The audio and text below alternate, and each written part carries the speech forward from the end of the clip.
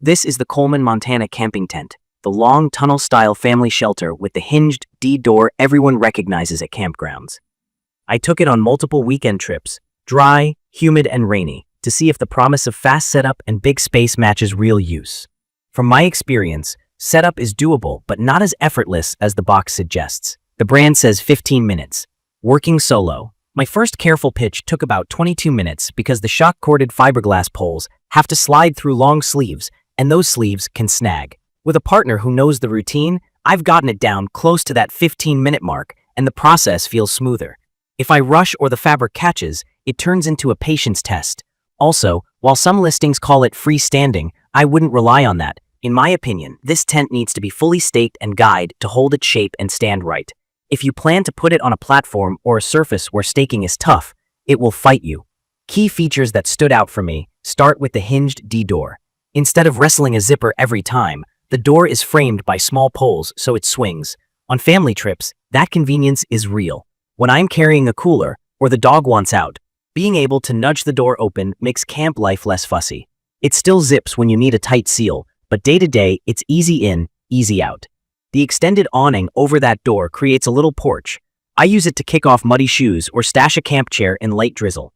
Just know if wind-driven rain comes in sideways, anything left out there can still get wet. Space-wise, this tent feels long and narrow with a 16 by 7 foot footprint and a peak height around 74 inches. I can stand up comfortably in the center and move around without crouching much. Along the walls, the ceiling slopes down, so you lose headroom near the edges. 2 queen airbeds fit, with space to walk the center aisle, but the idea of 3 queens isn't happening for me. The official capacity says up to 8, and some product pages list 7. In my opinion, the realistic comfort zone is more like 3 to 4 adults or a family of 5 with bags, a dog bed, and a small camp table. If you're using cots, watch those sloped walls so the fabric doesn't press tight when it rains. Weather protection is where I had mixed results. There's a full polyethylene bathtub floor. Think of it like a tub that wraps a few inches up the sides, which is great at blocking ground moisture and small puddles. The floor is the part I trust the most. It's thick and tough. The Rainfly helps, but it doesn't extend far down the side walls. In a light, steady rain, I stayed dry, and the angled windows let me crack them for air without letting in drips. In a heavy, wind-driven storm, I saw trouble at the seams where the tent wall meets the floor. Water beaded and then started to work its way in, especially after 20 to 30 minutes of sustained pounding. Sealing those seams with aftermarket seam sealer before a trip helped, but the coverage from the fly is still limited. If you camp where all-day rain is common, that's something to think about. Ventilation is another hot topic. There are only a few windows and no low ground vents in the body, so airflow isn't its strong suit. On warm, humid nights with the windows down, it can feel stuffy. If it's raining and everything is zipped tight, I've woken up to condensation on the inside walls, even without active leaks. New campers, condensation is just your breath and humidity collecting on cooler fabric. Not necessarily a leak, but it still makes the tent feel damp. I bring a small battery fan and leave the top crack of the door and windows open as much as the weather allows to keep air moving. It helps, but this design is always going to run warmer and moister than a tent with more vents. Wind performance is a bit unpredictable. When I used all the guy points, kept the fabric tension even, and oriented the narrow end toward the gusts, mine handled moderate winds around the 30 to 35 mile per hour range without drama. Another time, in what I'd call a breezy afternoon, one fiberglass pole split near a ferrule, and I had to use a repair sleeve and tape to get through the night. Fiberglass is common at this price, but it can crack when stressed or nicked. If you take this tent into wind-prone areas, carry a repair sleeve, extra guy lines, and decent stakes.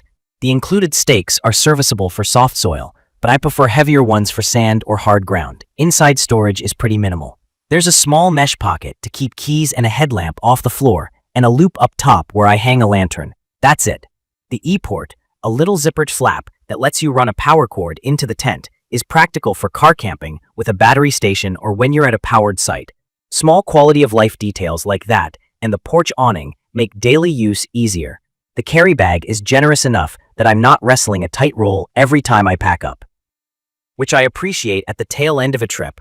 From my experience, this tent shines on laid-back car camping weekends when the forecast looks friendly and you want big, stand-up space without spending premium money.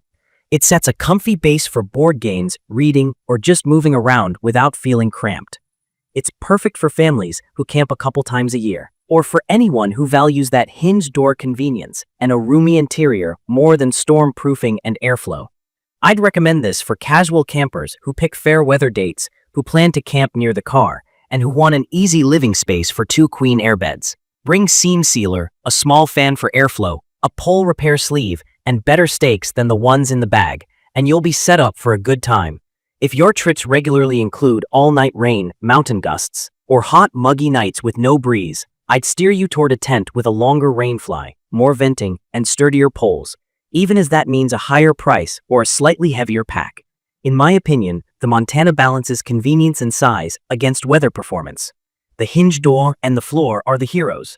The fly coverage, ventilation, and fiberglass poles are the compromises you feel when the weather turns or the wind picks up. None of that makes it a bad tent. It just makes it a tent with a very clear use case. Know what you need and it delivers. In conclusion, I like it as a roomy fair-weather family shelter with standout everyday usability. I'm cautious with it in storms. I prep the seams, and I guy it out every time. Used within its lane, it's a comfortable home base that sets up without much fuss and packs down without a fight. I'll leave the details about the Coleman Montana Camping Tent in the comments for you to check out. See you in the next video.